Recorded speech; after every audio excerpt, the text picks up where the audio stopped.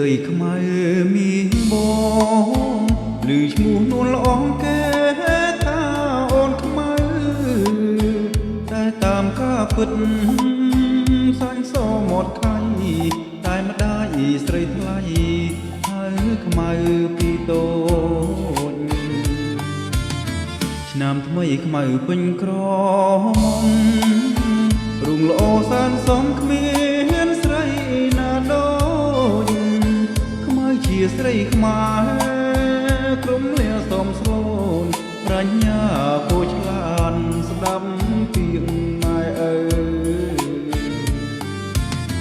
ថ្ងៃនេះបនចូលឆ្នាំថ្មីបងឃើញខ្មៅស្រីអូ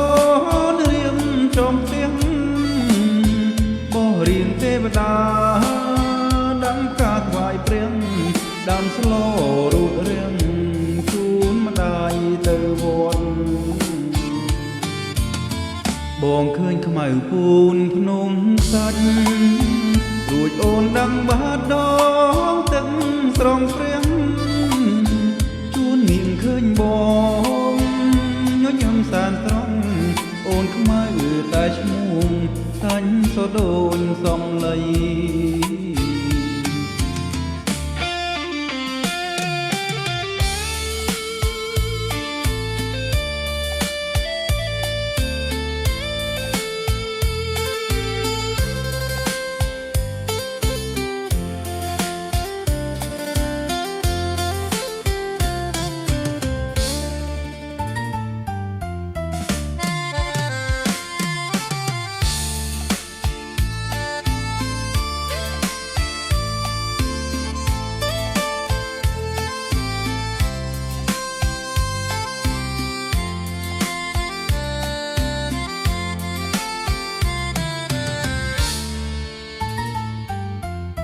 ថ្ងៃនេះបនចូលឆ្នាំថ្មី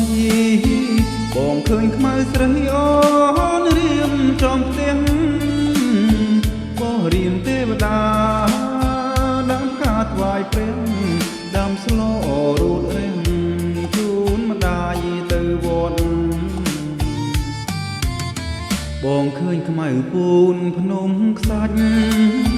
រួចអូនដឹងបាតដងទឹកស្រងព្រាំជូននាងឃើញប